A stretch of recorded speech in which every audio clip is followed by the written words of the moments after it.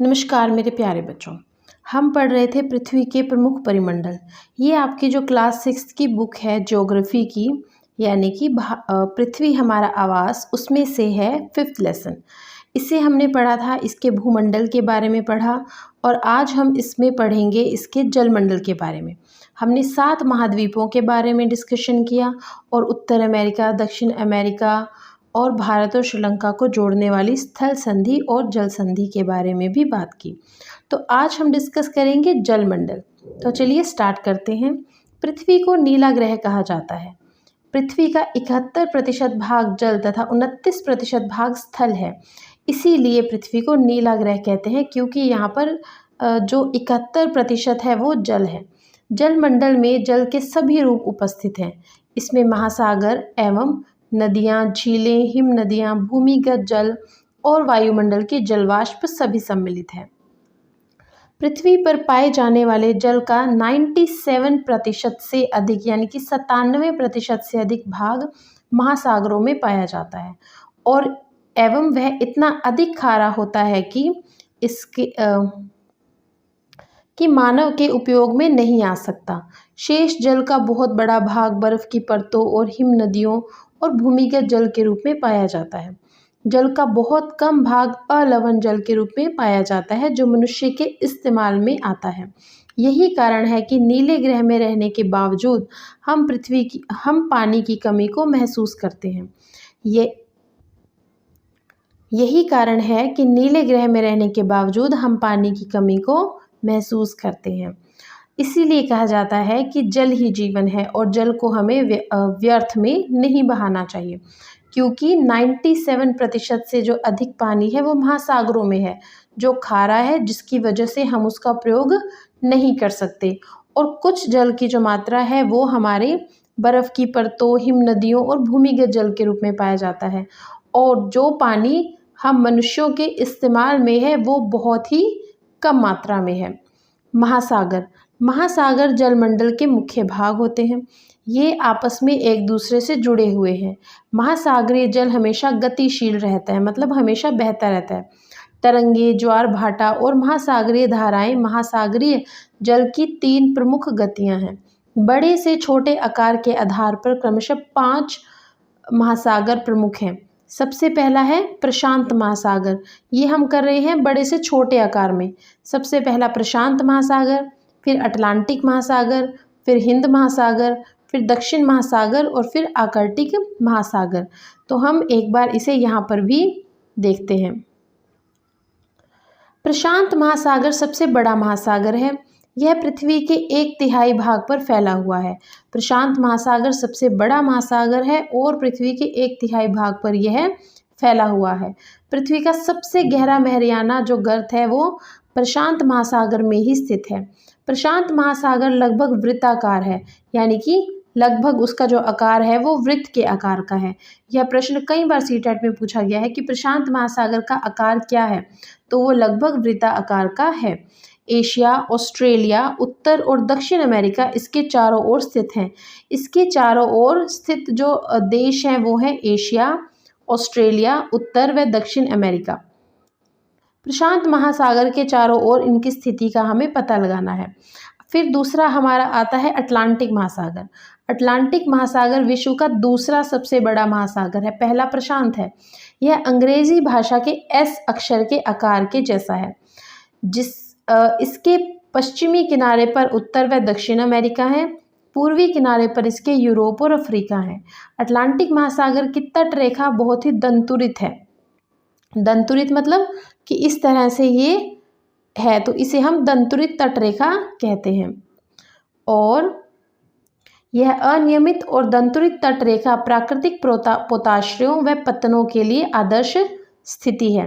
व्यापार की दृष्टि से यह सबसे व्यस्त महासागर है, तो सबसे अधिक व्यापार इसी महासागर पर होता है।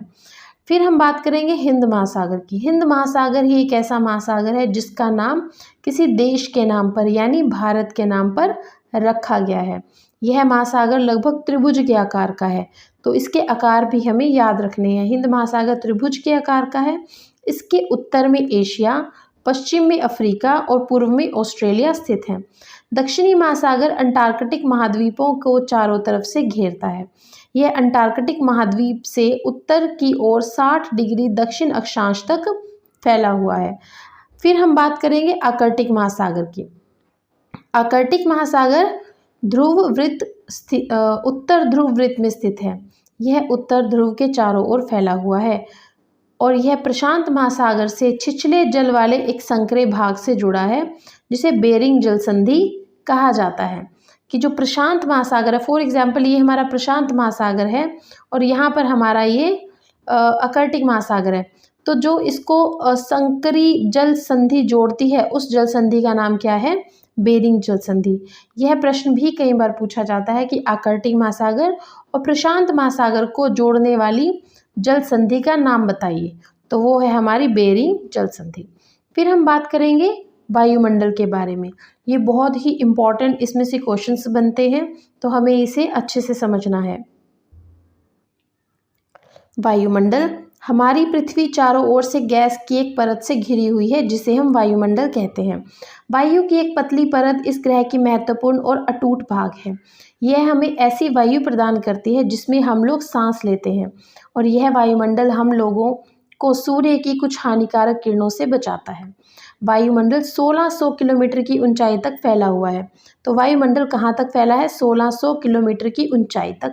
वायुमंडल को अनेक घटकों, तापमान और अन्य के आधार पर 5 परतों में बांटा जाता है।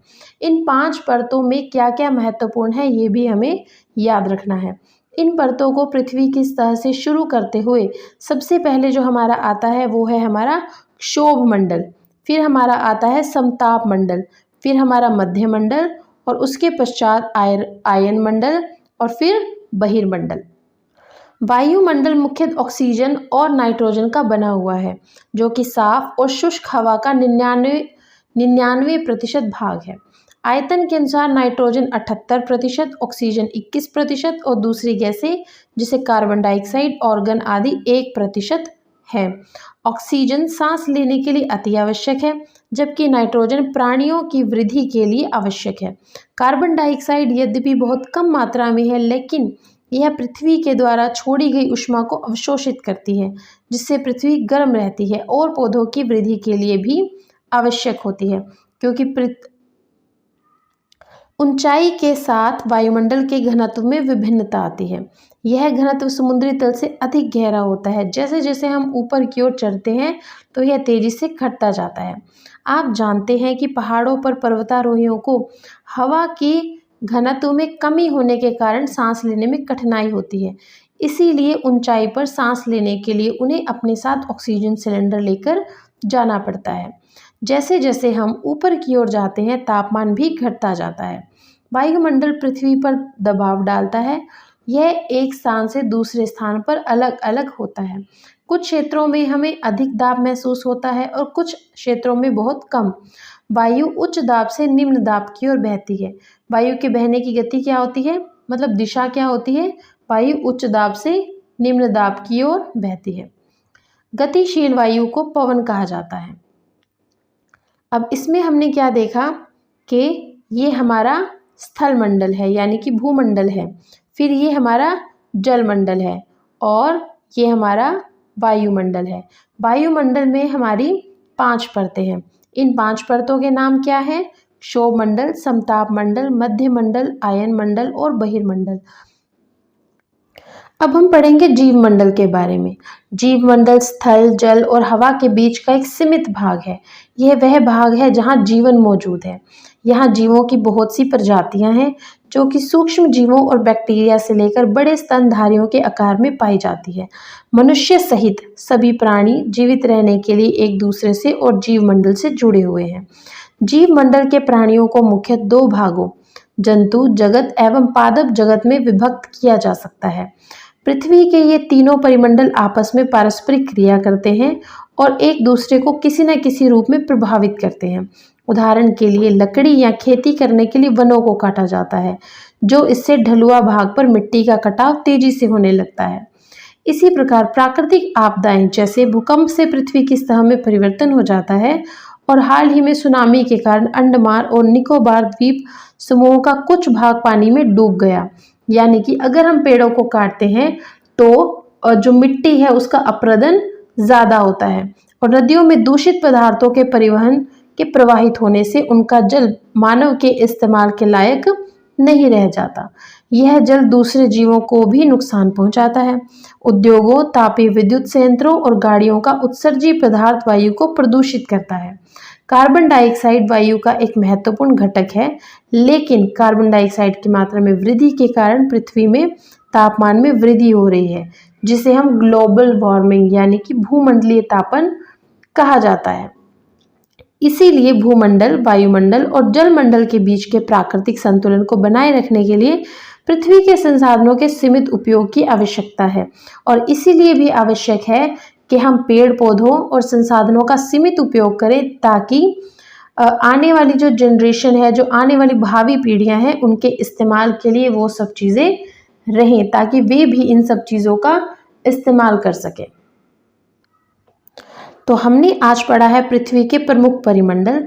आज हमारा ये लेसन कंप्लीट हो गया और इस वीडियो में आप इसको अच्छे से समझ सकते हैं एंड नेक्स्ट वीडियो में हम इसके इम्पोर्टेंट क्वेश्चंस को डिस्कस करेंगे और साथ में हम CTET के जो क्लासेस है, क्योंकि हमारी ये बुक कंप्लीट होने वाली है, तो हम इसके साथ साथ CTET के फर्स्ट लेसन से हम इसके कुछ इम्पोर्टेंट नोट्स जो हम 1 लाइनर के रूप में बनाएंगे या 2 लाइनर के रूप में बनाएंगे, उन्हें भी डिस्कस करते चलेंगे और इसकी इतिहास की बुक और राजनीतिक शास्त्र और बाकी की क्लासेस की भी किताबों को कंप्लीट करेंगे।